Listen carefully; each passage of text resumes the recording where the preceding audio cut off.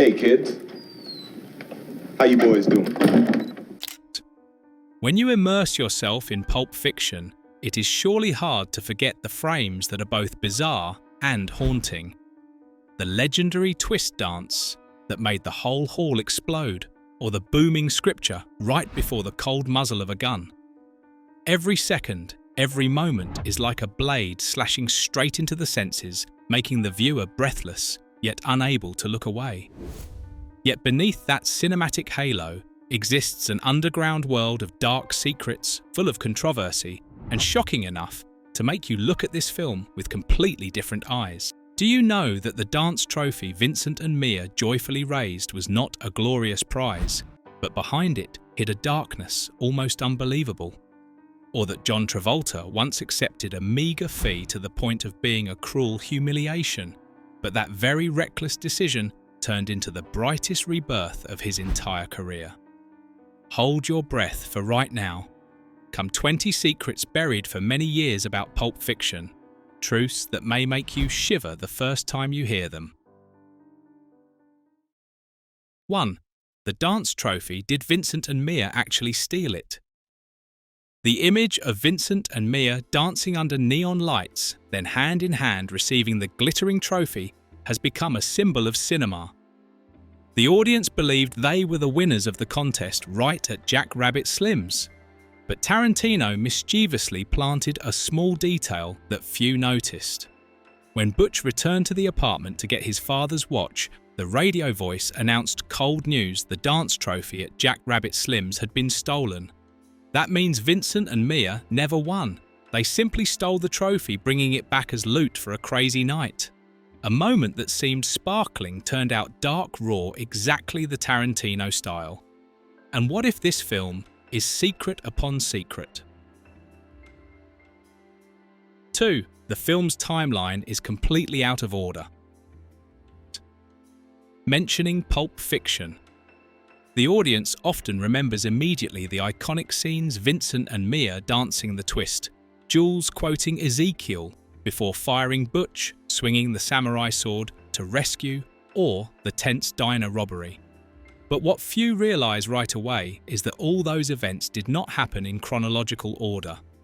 Tarantino deliberately shuffled them, creating a non-linear structure precise to every detail. At first glance, the film seems spontaneous, opening with Pumpkin and Honey Bunny talking about robbery, then suddenly shifting to Vincent and Jules retrieving Marcellus Wallace's briefcase. After that comes Vincent and Mia's night date, which actually happened after the briefcase incident. The boxing match and Butch's betrayal in fact took place before Vincent and Jules returned to the diner.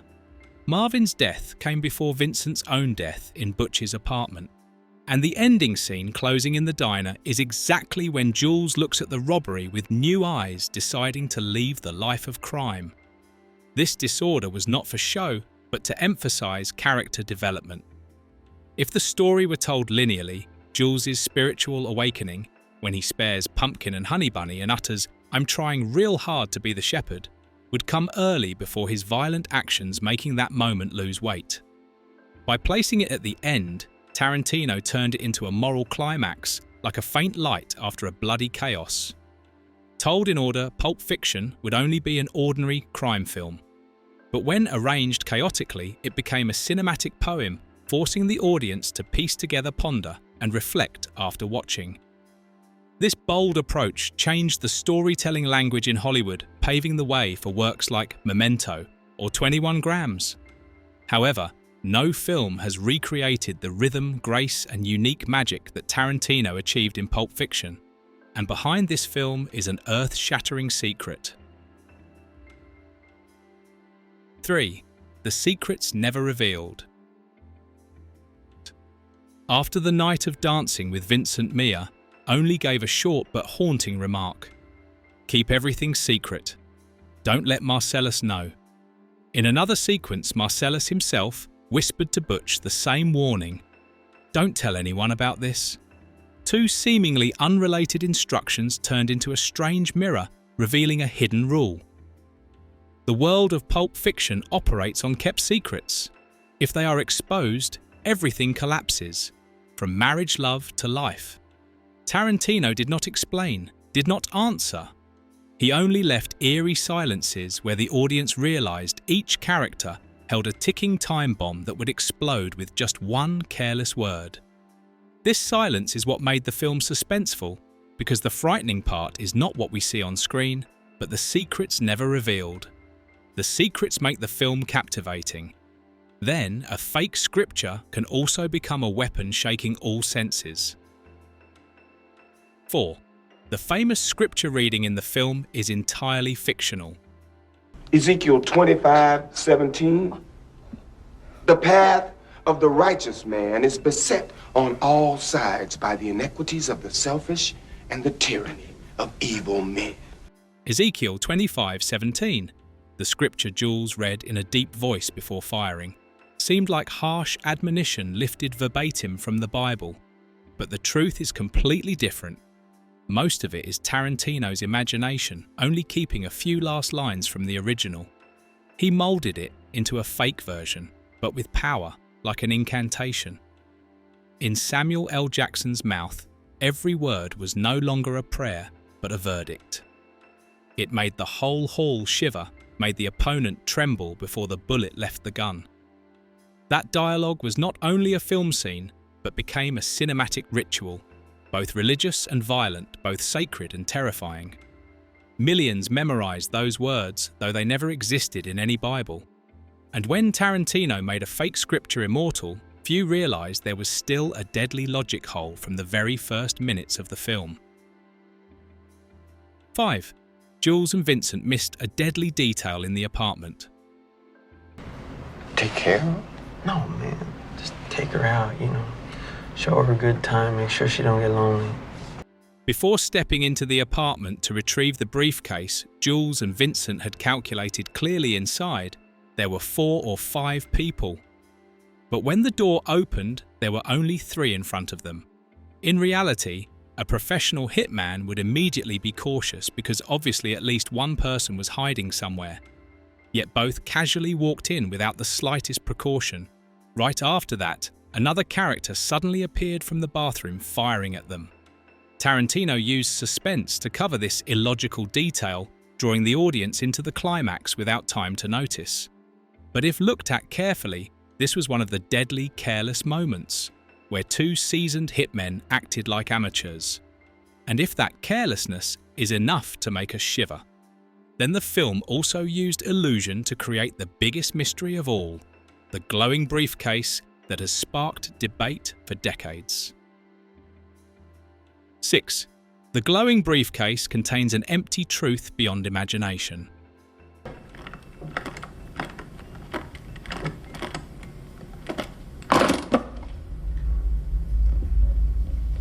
We happy? For 3 decades, the glowing briefcase of Pulp Fiction has become a cinematic legend with countless theories around it. Some believed inside was gold, some were sure it was drugs, while others swore it contained the soul of Marcellus Wallace, explaining the mysterious bandage on the back of his head. Debate broke out everywhere from newspapers, forums to film classes. But the truth was cold and hard to believe. Inside there was only a small bulb and a battery arranged to create the eerie golden light. Tarantino never intended to explain, he wanted the audience to imagine. And this ambiguity itself turned the briefcase into an immortal mystery. And while all eyes were drawn to the briefcase, Marvin's initial death still held an even darker truth. 7. Marvin was not only shot once. Man, I don't even have an opinion. Well, you gotta have an opinion. I mean, do you think that God came down from heaven and stopped? Do you still remember the scene where Marvin sat in the back seat then, was suddenly shot by Vincent Vega, turning the whole car into a sea of blood? That scene was both shocking and made people laugh in horror. A dark yet satirical moment in true Tarantino style. In fact, in the original script, Marvin did not die instantly like that. Vincent at first only shot him in the neck, leaving Marvin writhing in pain in the back seat. The cruelty of that moment made the atmosphere unbearably heavy. Then, to end the agony, Vincent had to fire a second shot into his head, turning the death into an intentional, cold and terrifying act. Tarantino revised it. He turned everything into a single shot, quick, sudden and absurd enough to make people laugh. Thanks to that, the scene was no longer an execution, but a bloody farce, both horrific and haunting, making Marvin the most famous corpse of 90s cinema. And if you think this detail is hard to believe, then the story of Samuel L. Jackson is even harder to believe. 8. Samuel L. Jackson almost lost the role of Jules because of a failed audition. At the first casting, Samuel L. Jackson walked in with his usual manner, but left a faint impression. The team had almost chosen Paul Calderon, a less prominent name, but whose audition astonished everyone. That news reached Jackson like a bucket of cold water. He exploded in rage because he knew Jules was not just a character, but a role that could carve his name into cinema history.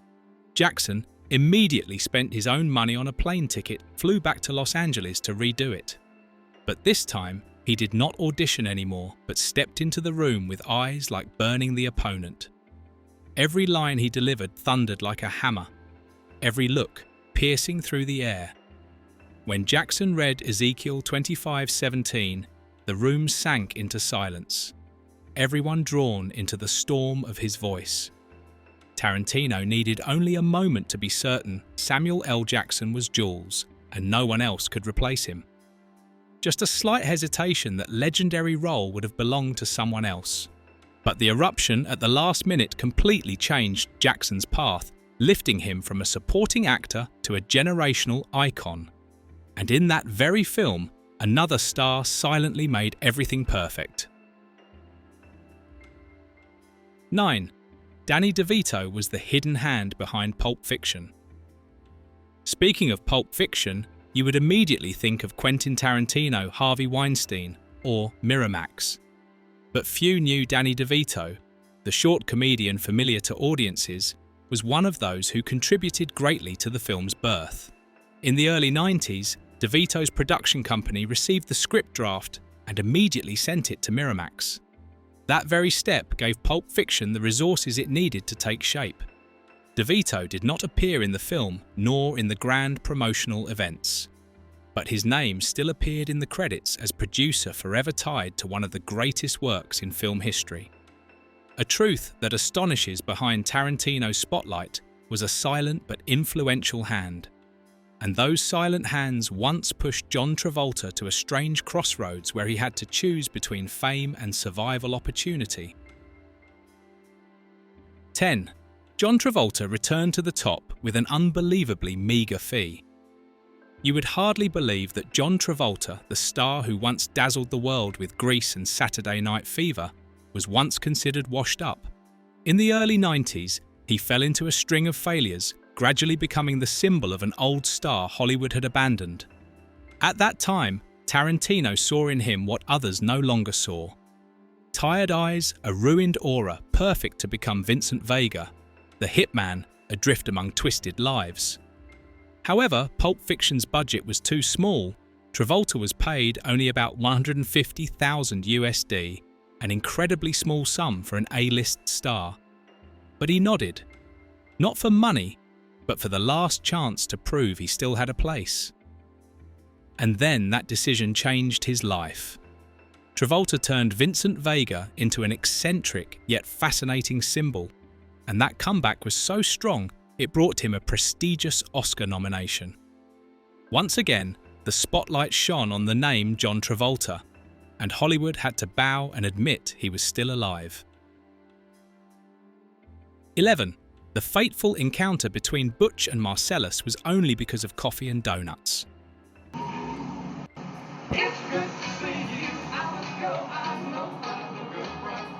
In one of Pulp Fiction's most surprising scenes, Butch had just escaped the apartment with his father's watch when he crashed his car into Marcellus Wallace in the middle of the street.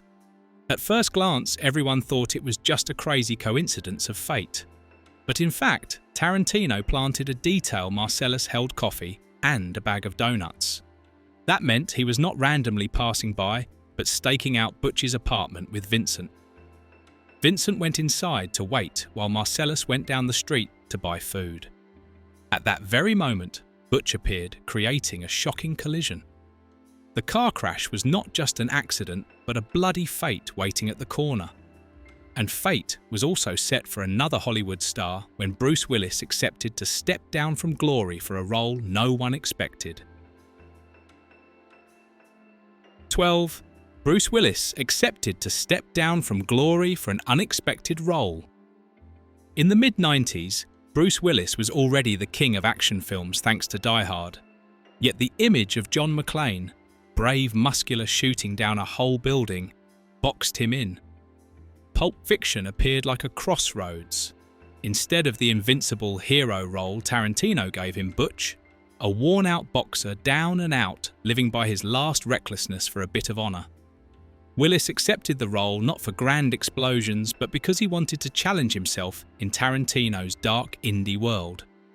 On screen, Willis's Butch was both weary and resolute, a man surviving more by instinct than strength.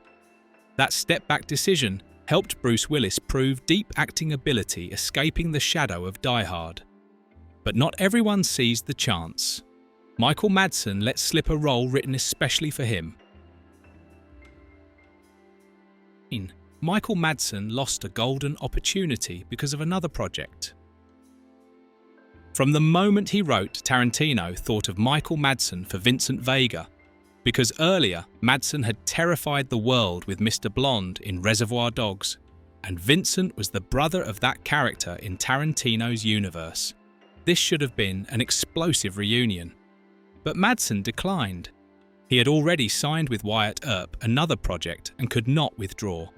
When Madsen left, Tarantino had to pick John Travolta, a name considered washed up, but that very change created one of the greatest comebacks in Hollywood history.